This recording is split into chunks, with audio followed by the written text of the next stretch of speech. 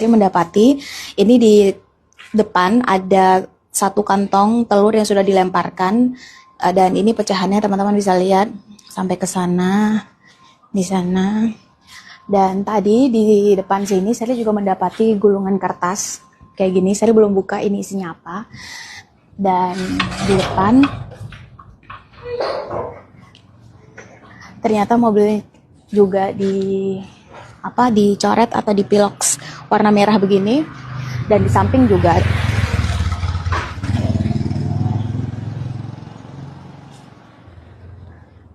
nah kita coba lihat ini suratnya isinya apa. Kita coba buka ya.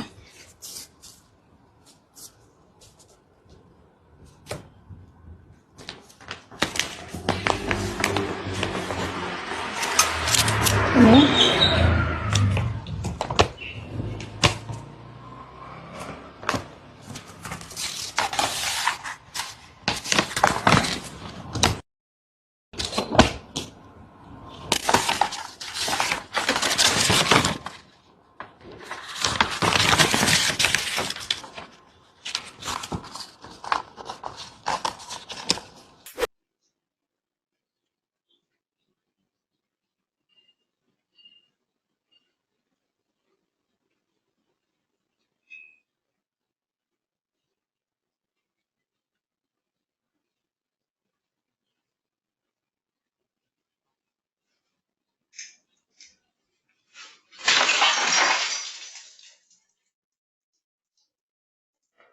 Jadi one day pernah ada mobil Bareskrim parkir di halaman rumah saya. Bukan di halaman ya, persis di mepet pagar rumah saya. Dan ketika ditanya istri saya, ada apa Pak? Oh, ada kegiatan di KFC. Padahal yang namanya KFC itu di jalan panjang, lebar sekali halamannya. Kok parkir di tempat saya yang 600 meter dari KFC dan agak masuk sedikit. Bagi saya agak aneh itu. Karena ke rumah saya itu melewati pasar Kaget sebenarnya.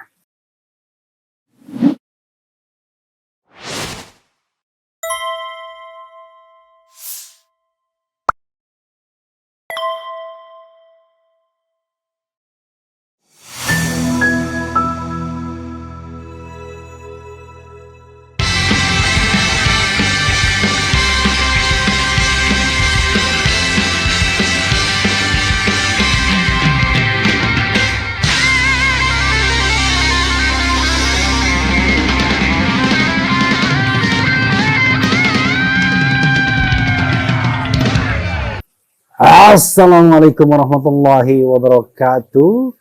Sobat RH sekalian, jumpa lagi kita di channel yang keren ini. Keren cadas. Ya, Sobat RH sekalian, tadi saya coba live gitu ya di tempat yang lain, di bagian dimana saya sekarang stay. Tetapi rupanya mic-nya not working.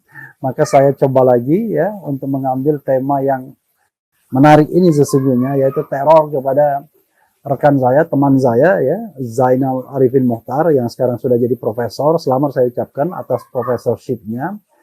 Dan he's much better than me because what?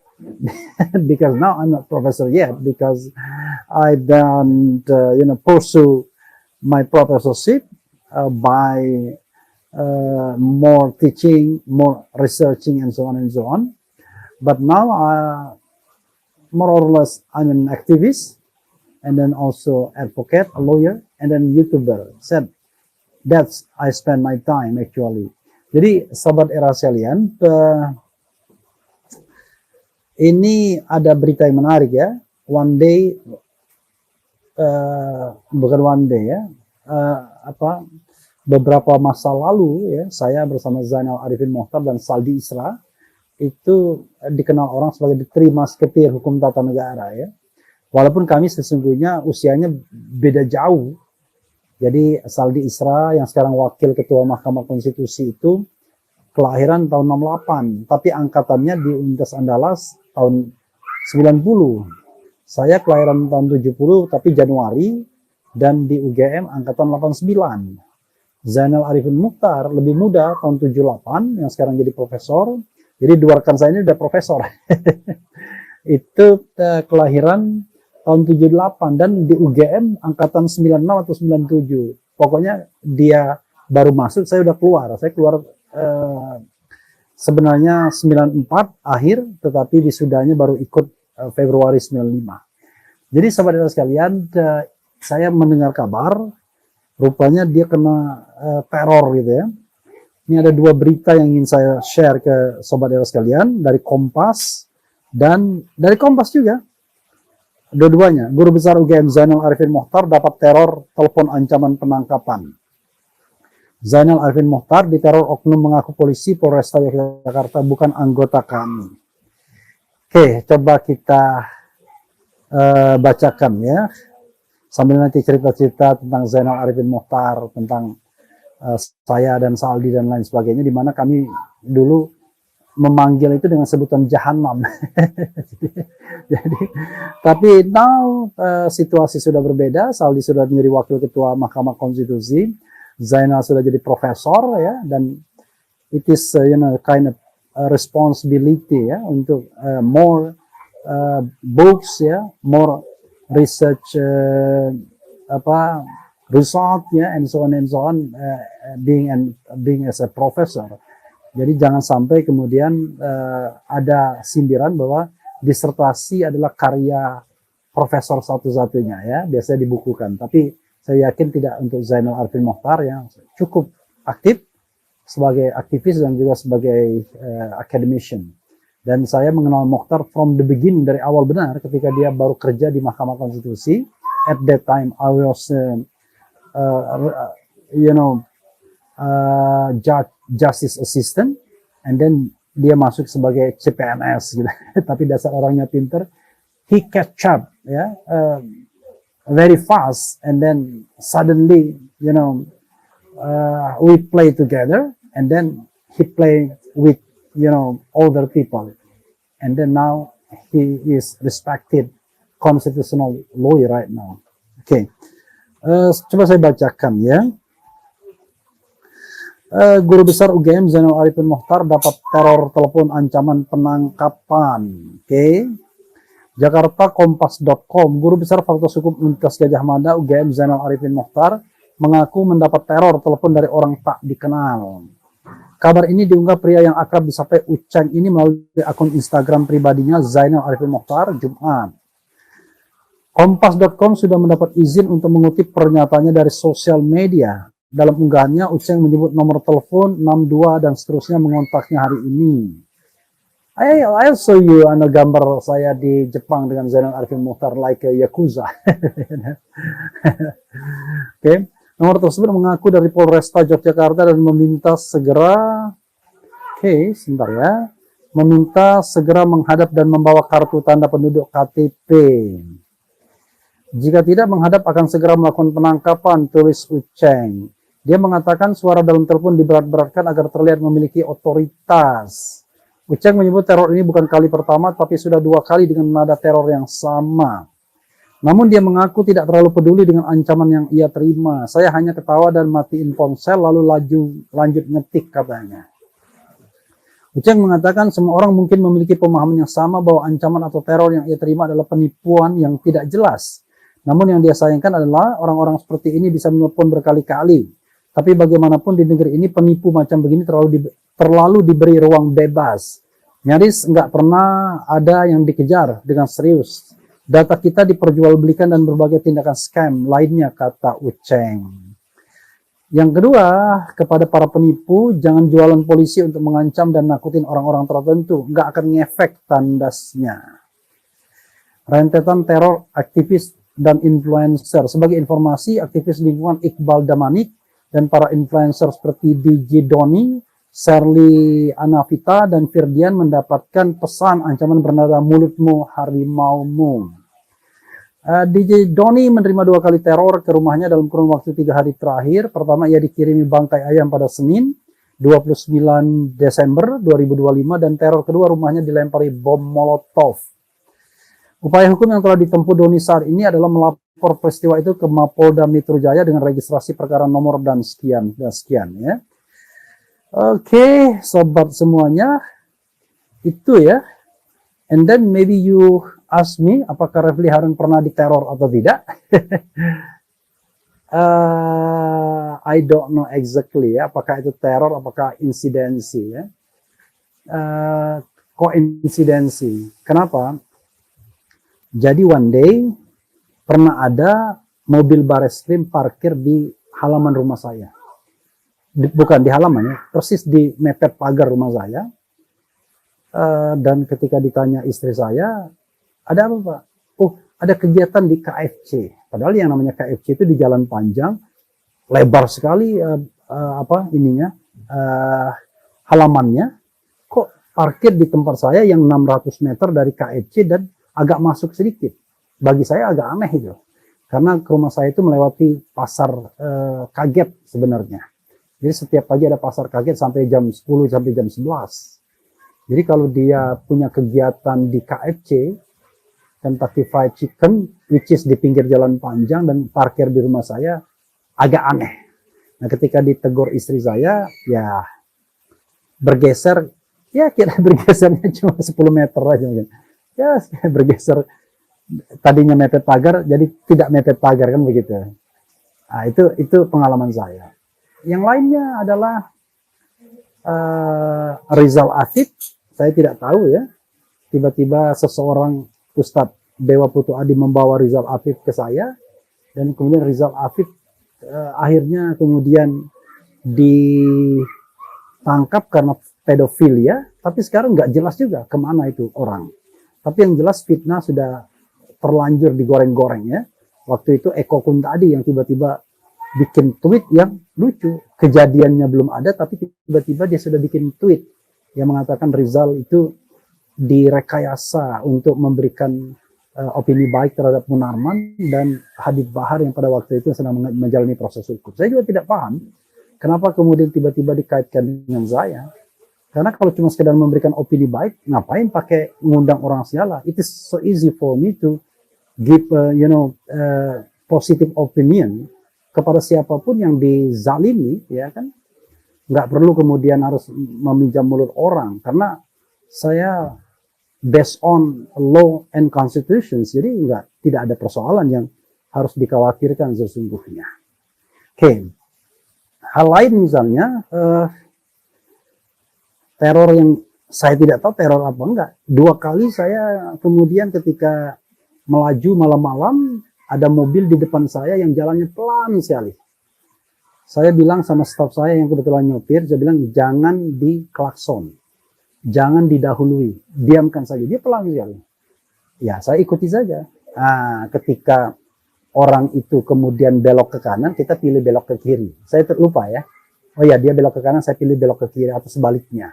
Sehingga dia tidak ada alasan. Karena saya paham, kalau misalnya teror itu dikenakan kepada street justice misalnya ya, atau perkelahian jalanan, saya khawatir ketika kita klakson, dia kemudian stop dan punya alasan untuk marah. Lalu kemudian macam-macam lah. Hati-hati.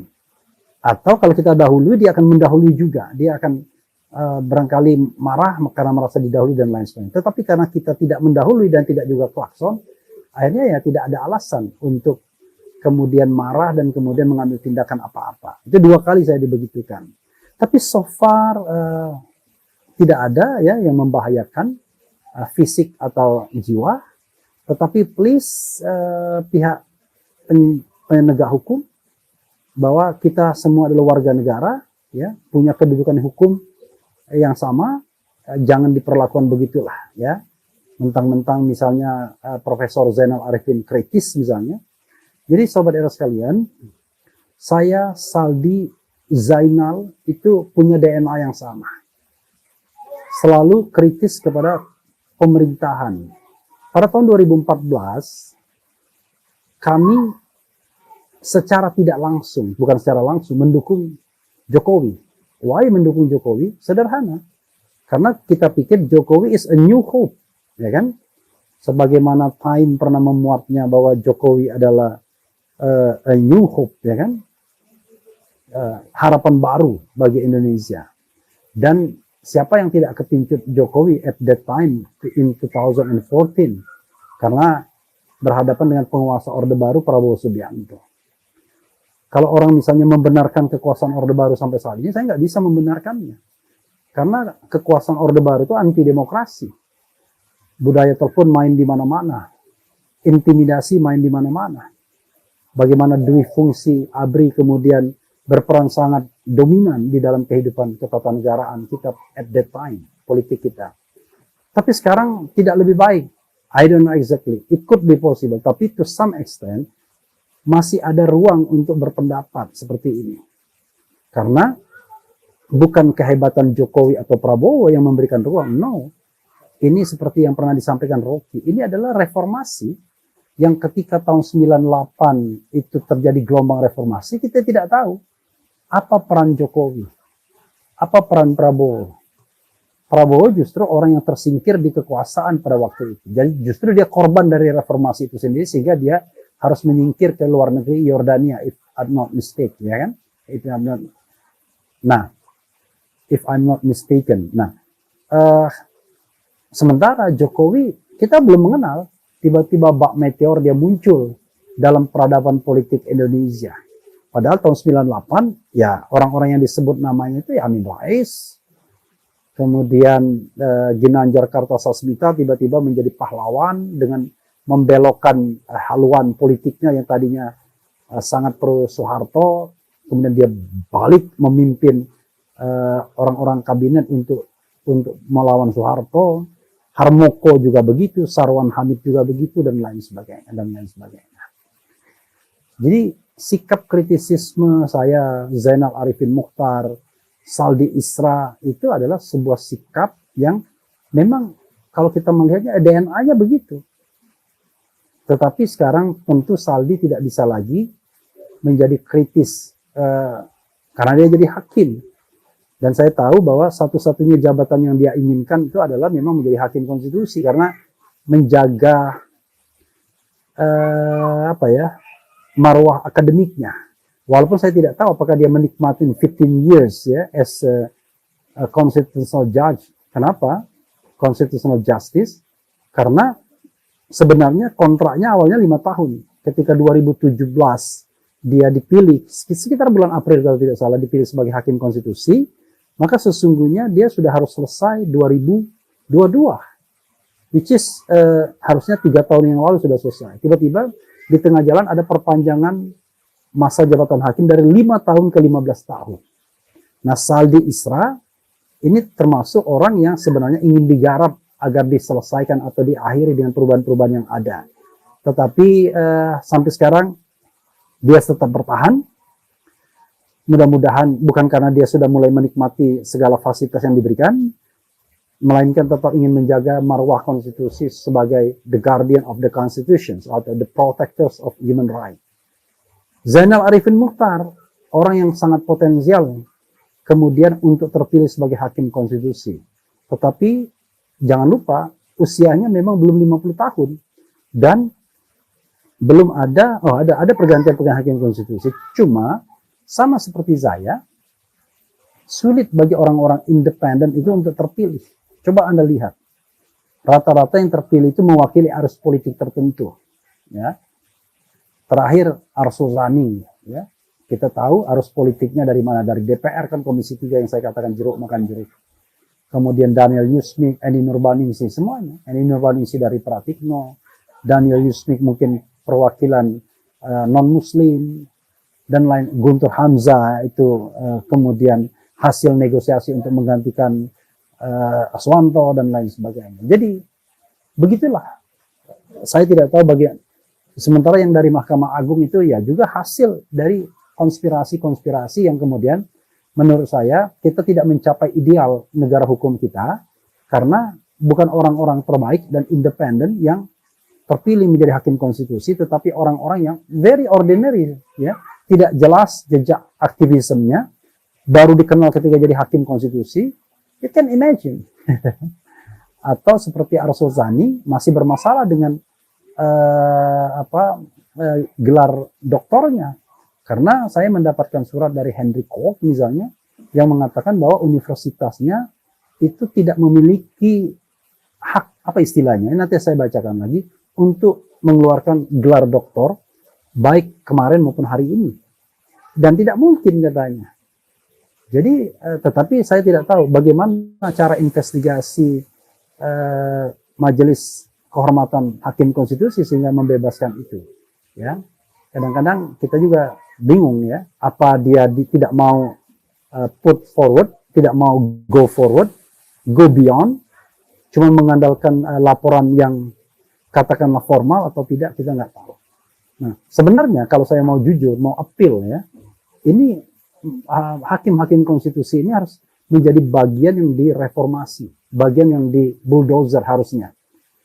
Kenapa? Ya tadi, tetapi how come membulldozer mereka sementara mereka adalah bagian dari kemenangan pemerintahan hari ini ketika sengketa pilpres itu dilakukan.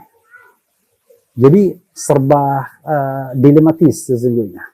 Karena dalam tanda kutip mereka juga berjasa. Makanya saya katakan pemimpin ke depan, ya siapapun yang terpilih melalui pemilu yang comberan, must be harusnya ya harus menjadi an enlightened leader, an enlightened president, an enlightened primus inter pares, orang yang tercerahkan, yang beyond dari karut marut pilpres yang becek, yang seperti saya katakan pilpres yang comberan dan lain sebagainya. Zainal Arifin Mochtar sekali lagi ya, sosok yang sebenarnya bisa diharapkan. Saya yakin track recordnya jelas, bersih dan lain sebagainya. Terbukti dia sama seperti saya ketika melihat Jokowi sudah mulai menyimpang, mulai kritik bermunculan. Padahal awal-awalnya dia juga sebenarnya hampir di inner circle kekuasaan. Kalau dia mau, ya mudah sekali bagi dia untuk ditarik Pratikno ketika Pratikno menjadi Menteri Sekretaris Negara. Tapi rupanya dia lebih memilih menjadi orang bebas. Dan tetaplah bebas. Tetapi pertanyaannya adalah ini kepada Prabowo Subianto misalnya. Apakah Anda sebagai presiden hanya ingin merekrut orang-orang yes man kepada Anda?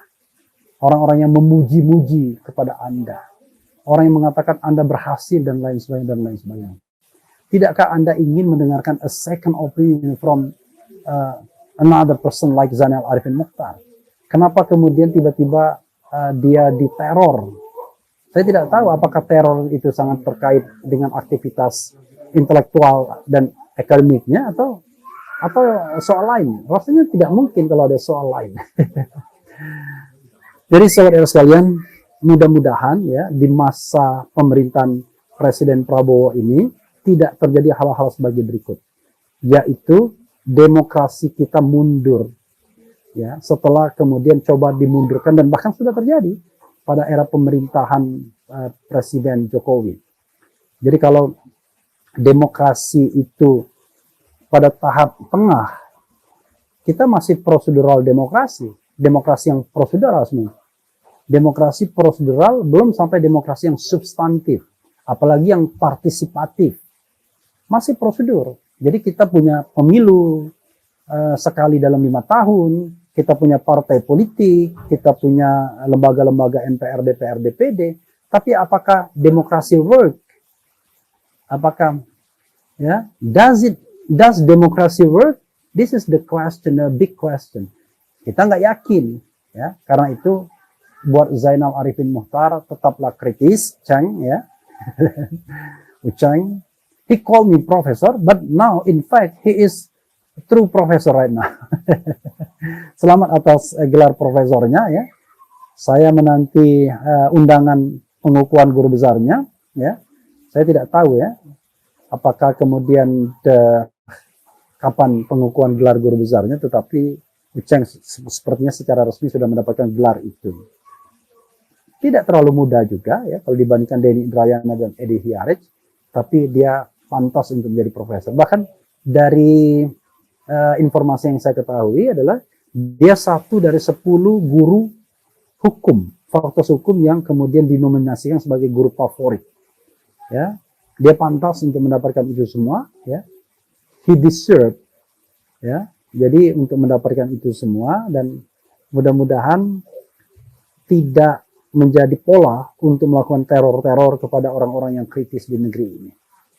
Kita cinta sekali ya negeri yang betul-betul menghargai pemikiran, menghargai debat, mau berpikir, ya, daripada kita memelihara para penjilat, mereka yang bertindak karena dibayar, mereka yang bertindak karena menginginkan jabatan tertentu dan lain sebagainya. Saya selalu berdoa kepada Prabowo sebelum dibuktikan sebaliknya bahwa Anda adalah pemimpin yang hebat, pemimpin yang akan make something different untuk Indonesia. Karena itulah harapan bagi pemimpin-pemimpin yang selalu ada. Jadi diharapkan menjadi pemimpin yang berbeda dengan pemimpin lainnya, pemimpin yang melakukan lompatan kuantum, pemimpin yang membuat Indonesia ini menjadi yang berbeda, different. Now you become a different president, bukan ordinary president, but extraordinary president. Itu harapan kita. Jadi tidak mungkin kita berpikir bahwa bahwa Prabowo gagal. Kita berpikir Prabowo berhasil dan kita semua menjadi manusia-manusia yang sejahtera sesuai dengan janji kemerdekaan, memajukan kesejahteraan umum, mencerdaskan kehidupan bangsa, melaksanakan ketertiban dunia. Karena kita orang-orang cerdas, orang-orang pintar, orang-orang makmur, orang-orang yang selesai dengan dirinya sendiri, orang-orang yang dilindungi oleh negara. Sehingga tugas kita hanyalah berpikir dan berkarya.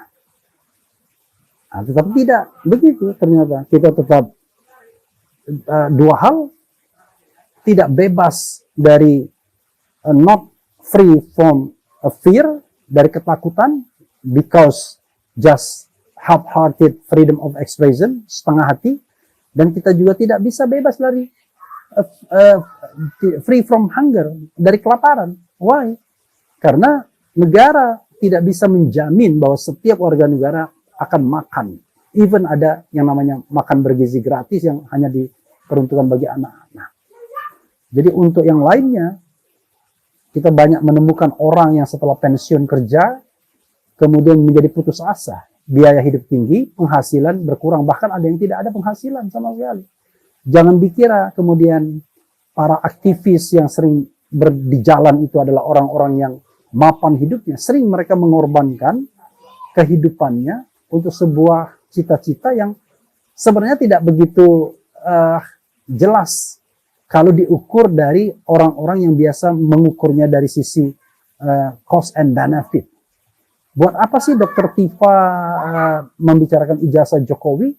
Toh dia tidak bisa melakukan kegiatannya yang sempurna lagi, tidak bisa mengkapitalisasi ilmunya, tidak bisa lagi kemudian mengadakan kegiatan-kegiatan yang bisa menghasilkan kehidupan yang lebih baik.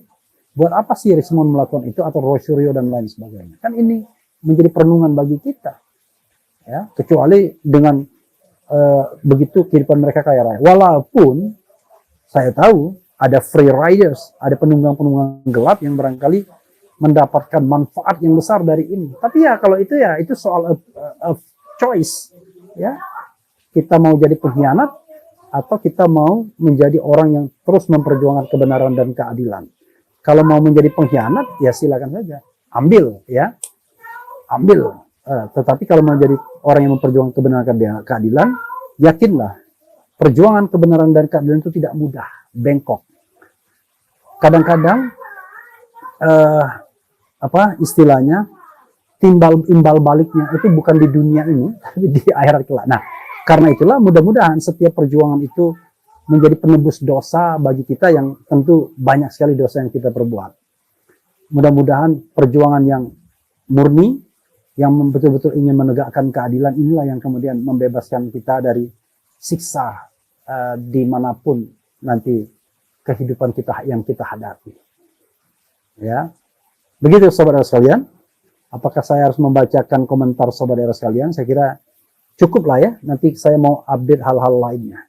Sekali lagi buat Profesor Zainal Arifin Mokhtar. Dulu dia menyebut dirinya Zainal A.M. Hussein. Hussein itu his father name. Tetapi sekarang Zainal Arifin Muhtar, his name. Selamat atas gelar profesornya.